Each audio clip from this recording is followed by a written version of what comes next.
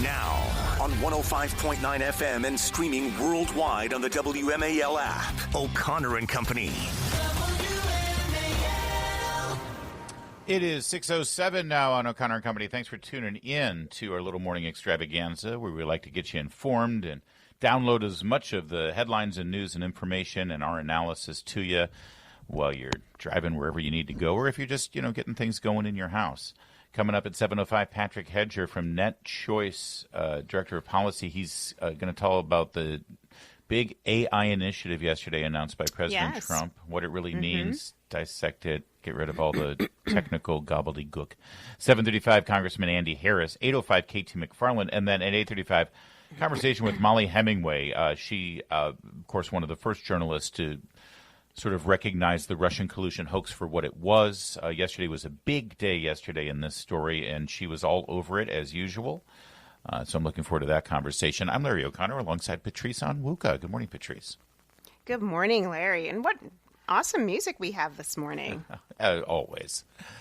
Listen, this story, the DNI Tulsi Gabbard released another tranche of documents yesterday, declassified them, and it needs your attention. It requires our attention to take a look at this. But I want to zoom out a little bit real fast to explain why this is so important. All of the declassification has to do with the background and inner conversations within the Obama administration leading up to the creation of what's called the ICA. This is the Intelligence Community Assessment of what became the Russian collusion narrative that had two fundamental factors. Number one, that Russia had successfully interfered in the 2016 presidential election.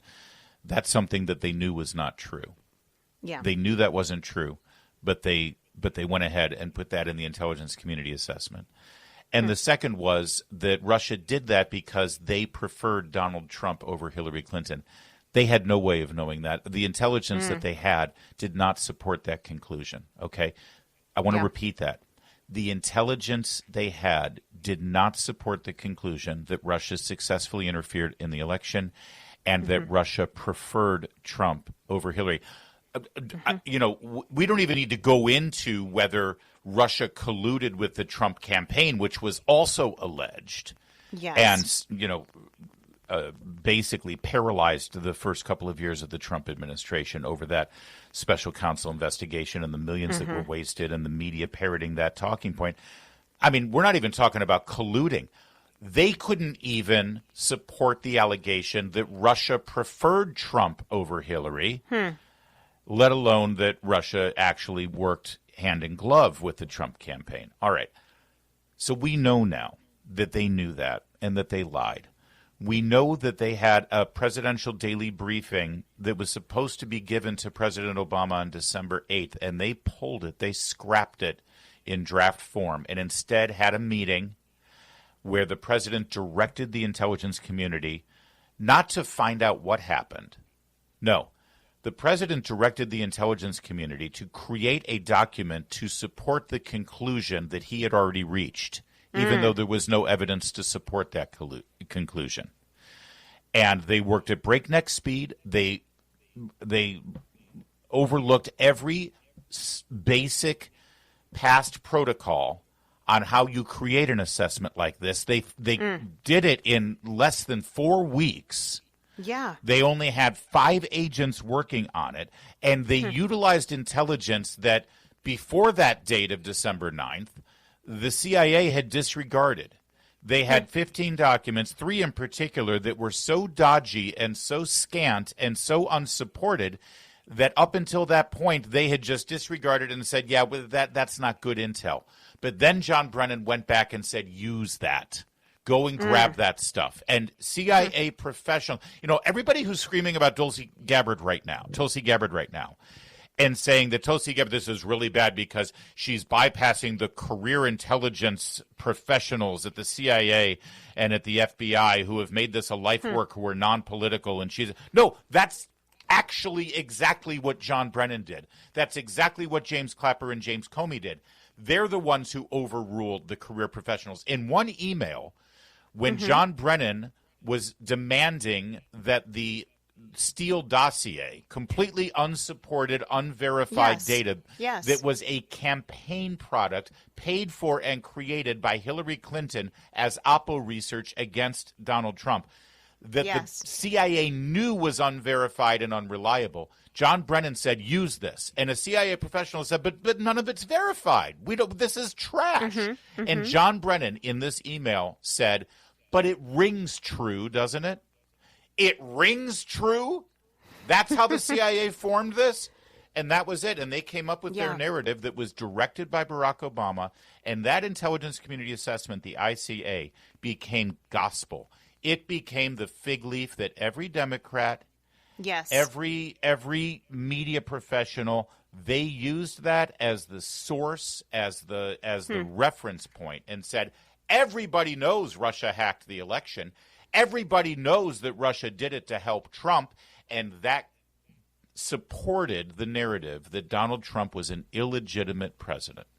Yeah. That supported that he was not, in fact, duly elected by the American people, and it was such an insidious time in our history. It wasn't that long ago, but we need to get the truth out, Patrice. We need to know what they did to us and how they divided us, and yesterday was a giant leap forward in that endeavor. You know, I think the biggest tell for me has with this whole with all of this information is that it really did go to the top. For the past 4+ years, the question has been, where is President Obama in all of this? If the CIA director, if the FBI director are engaged in all this nefarious activity under his nose and he did not know. Interestingly, his name had been left out. No one was mentioning Barack Obama. I mean, you might hear a whisper, maybe he knew what was going on. This evidence is that not only did he know, he was part and parcel of orchestrating it because he was trying to protect his legacy. Hillary Clinton was his heir apparent to continue the damage of the Obama administration for 4 more years. And so to see the lengths that he was willing to go to weaponize these agencies to ensure that his heir would be elected, or at least the new puppet. Exactly. That President Trump, his first administration, would be undermined so much. It really exposes who President Barack Obama is. He is not the shining example, the knight on a white horse. He is not the Martin Luther King Jr. reboot. Well, he is absolutely this is sinister behavior, and I think it's going to have rippling. I mean, for the information that actually gets passed on to MSNBC and CNN followers, it's going to tarnish certainly their view of him. We'll see. I don't know, but I will tell you this. Tulsi Gabbard announced yesterday, and we'll play some audio. She attended the White House briefing. It was a stunning performance there. She was also on Jesse Waters' Fox News last night. We'll try to play some of that for you. But the Justice Department has announced that they have put together what they're calling a strike force, which sounds very Marvel superhero-y. The Justice Department strike force who's going to analyze all of this for criminal investigation and including Barack Obama's behavior. I don't know what he is necessarily exposed to here in terms of criminal behavior because of certain aspects of his job performance, thanks to Donald Trump's fighting this up to the Supreme Court. Much of what he does as president falls under the auspices of presidential immunity, but they're looking at it. And Brennan and Clapper and Comey certainly don't get covered by that immunity. And they should be held accountable. In a moment, we're going to play for you John Brennan lying to Congress in his own words about the use of the Steele dossier for the ICA, and we're also going to play you DNI Gabbard yesterday and what we learned about it. It turns out the Russians did have a lot of dirt on Hillary Clinton. We're going to play that for you in a moment. First, though, it's 6:15. WMAL, making sense of the news. Live from the Home Paramount Pest Control Studios. Home Paramount, the leader in pest control since 1939. Did the CIA rely on it? No. Why not? Because we didn't. It wasn't part of the corpus of intelligence information that we had.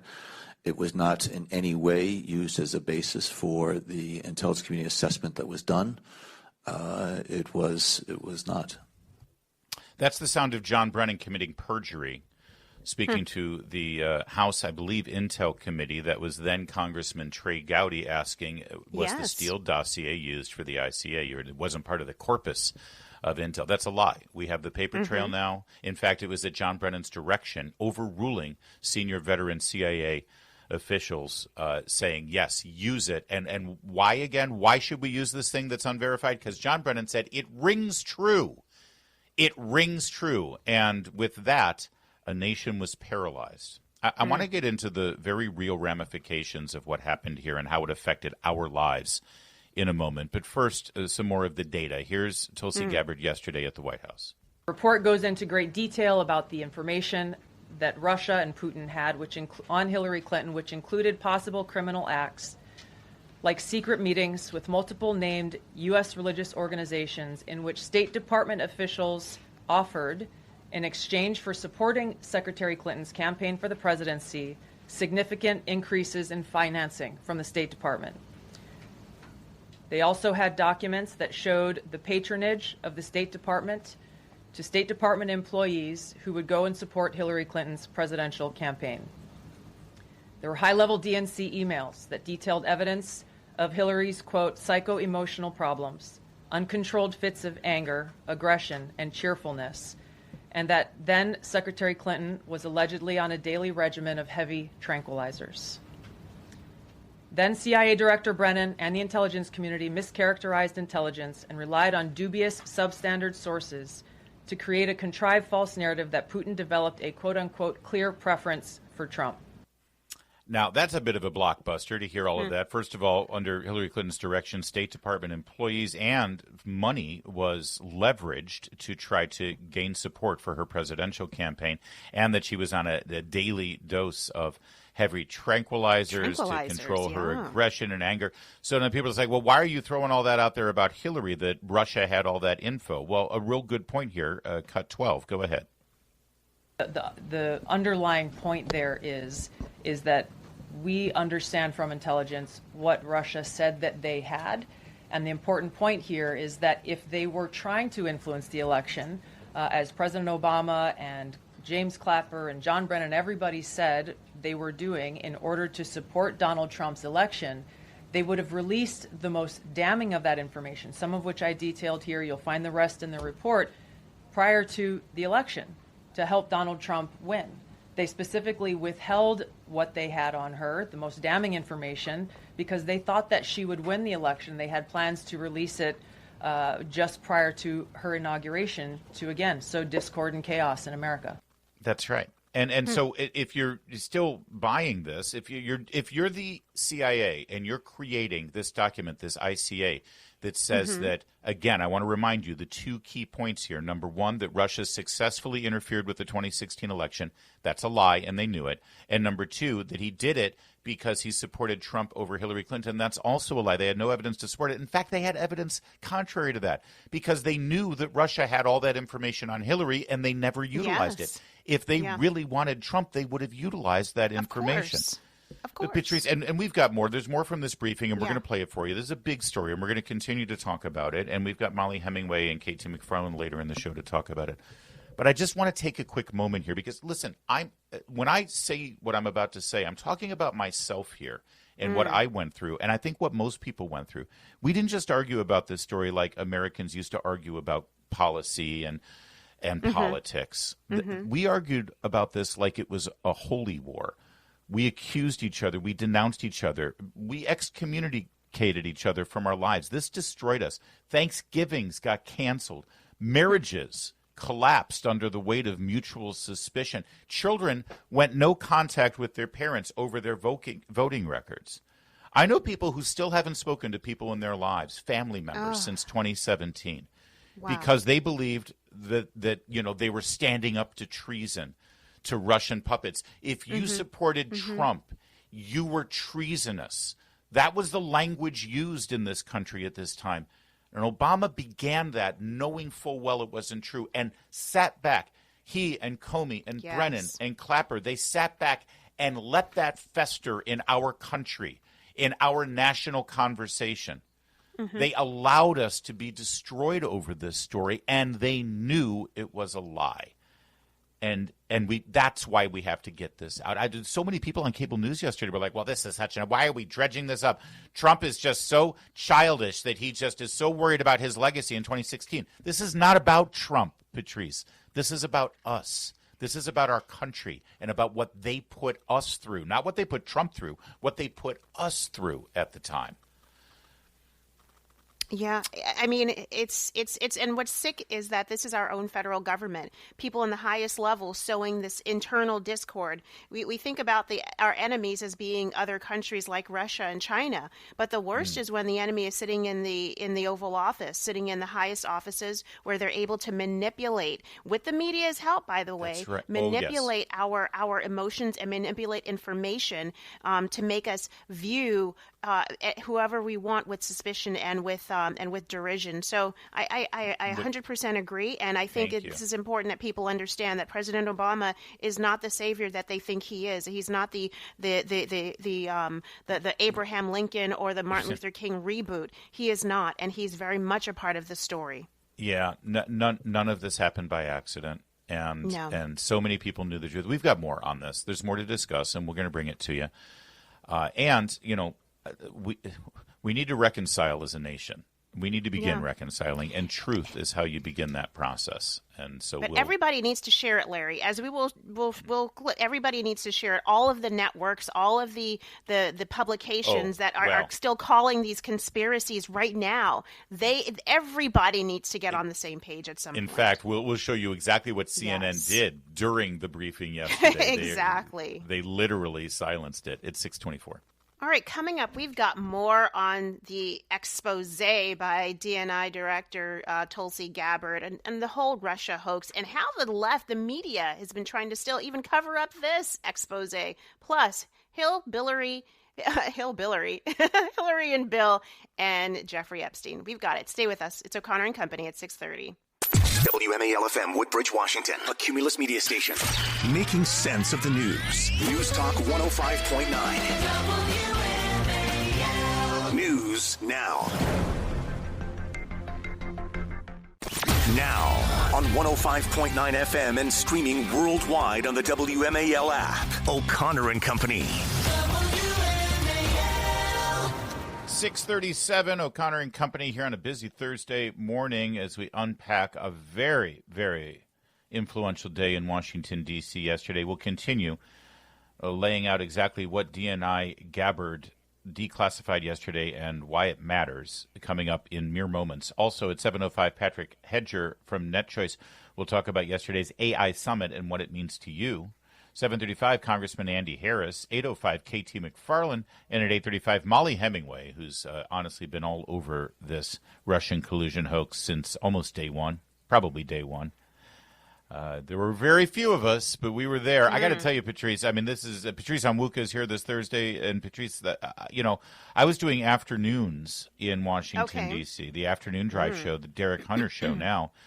And this became such a daily part of my dialogue with the great people of this community because it was pretty obvious, actually, to many of us that this whole thing was manufactured and a hoax, the way the media was running with it. And very quickly, the fact that the Steele dossier was utilized for FISA warrants when we were told under oath that it wasn't, the fact that the Steele dossier was used for this ICA when we were told under oath that it wasn't.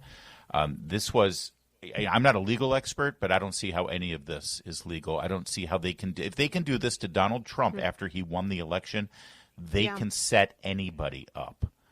And it's a healing process to go through this and get all the truth out there. You know, they talk about truth and reconciliation. Truth comes first, then reconciliation. But we really do, I think, need to have people who bought into this, they have to recognize they were used.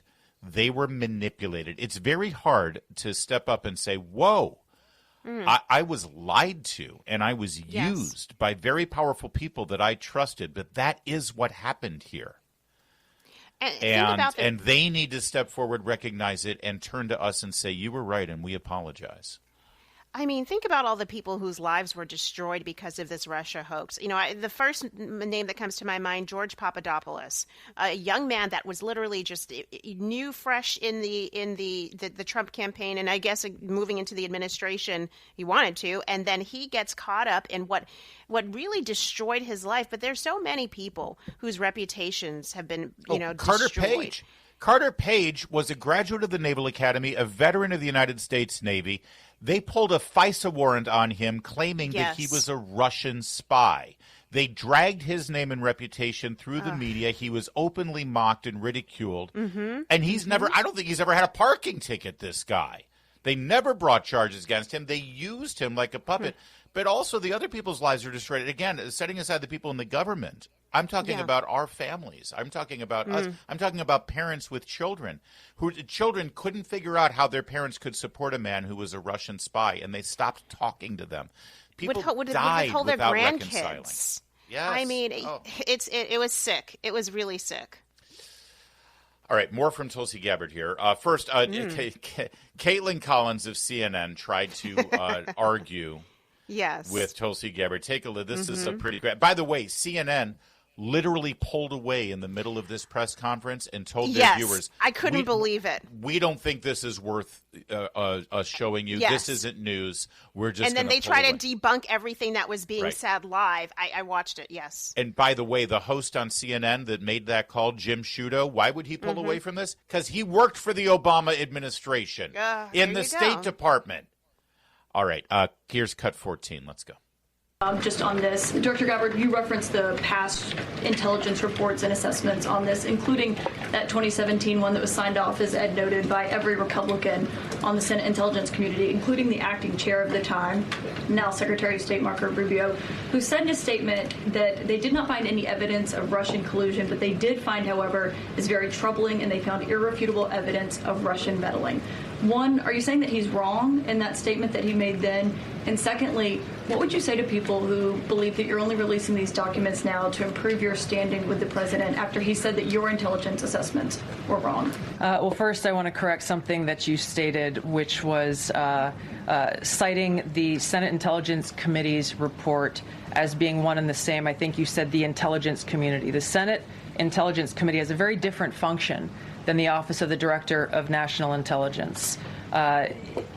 The evidence and the intelligence that has been declassified and released is irrefutable. I'm going to let Caroline speak to Secretary Rubio. I'll speak to both questions. First, on Secretary Rubio, he put out a statement in 2020 following that Senate Intelligence Committee report, and he said what they found is troubling. We found irrefutable evidence of Russian meddling, which the Director of National Intelligence just confirmed for all of you, that Russia was trying to sow distrust and chaos. But what's the outrage in this that Secretary Rubio did not say at the time, the Democrats were saying at the time, is the fact that the intelligence community was concocting this narrative that the president colluded with the Russians, that the president's son was holding secret meetings with the Russians, all of these lies that were never true. And he also said at that time, we discovered deeply troubling actions taken by the FBI under Comey, particularly their acceptance and willingness to rely on the Steele dossier without verifying its methodology or sourcing. The Steele dossier that many outlets in this room ran as the gospel truth, and it was cooked up and paid for by the Clinton campaign. As for your second question, Caitlin, I think who is saying that she would release this to try to boost her standing with the president? Who has said that? Well, the president has publicly undermined her when it came to Iran. He said she was wrong. He told me that she didn't know what she was talking about. That was on Air Force One on camera. The only people who are suggesting that the Director of National Intelligence would release evidence to try to boost her standing with the president are the people in this room who constantly try to sow distrust and chaos amongst the president's cabinet, and it is not working. I will just answer your question directly. I am with the President of the United States every day. He has the utmost confidence in Director Gabbard. He always has. He continues to. And that is true of his entire cabinet, who is all working as one team to deliver on the promises this president made. Good for her. It's such a nasty little trick the media does. You know what? Yes. How do you respond to people who are saying that Ms. Gabbard is only releasing this to curry favor? And Caroline Levitt said, "Who's saying that? What do you mean? Who people are saying that? Who's saying that? You're saying that. Exactly. You're Trying to saying create that. a story. It's disgusting, but it's CNN, so not surprising. That's true. That was a great moment. 6:44. Hey, it's Chris Plant. Find out what the media don't want you to know. Coming up this morning at 9, right here on WMAL. Right, a little bit more here. First, Donald Trump on Tuesday, you'll remember, said this about the revelations. It's there. He's guilty. This was treason. This was every word you can think of. They tried to steal the election.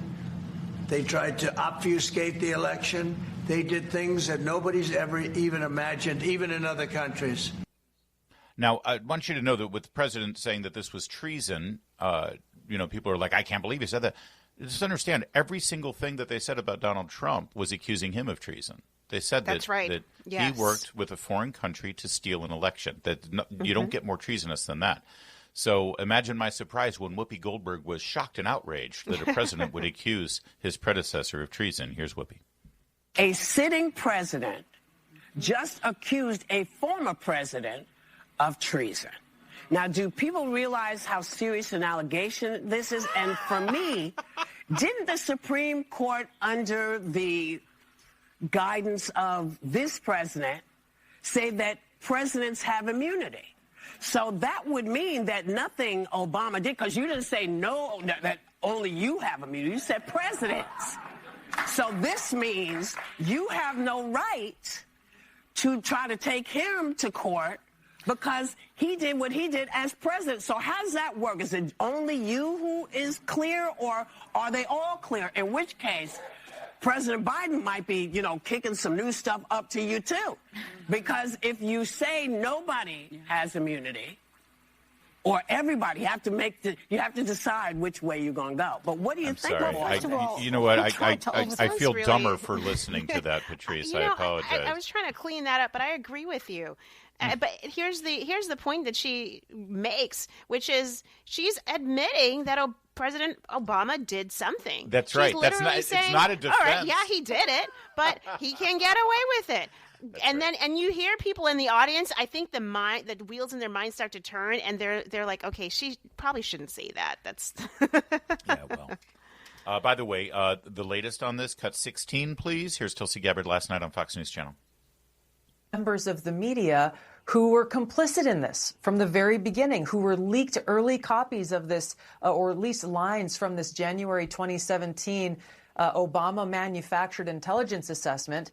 They printed what they were fed. People like Ellen Nakashima from the Washington Post, who, by the way, went on to win a Pulitzer Prize because for years she was so good at lying and not telling the truth to the American people that they gave her an award for it.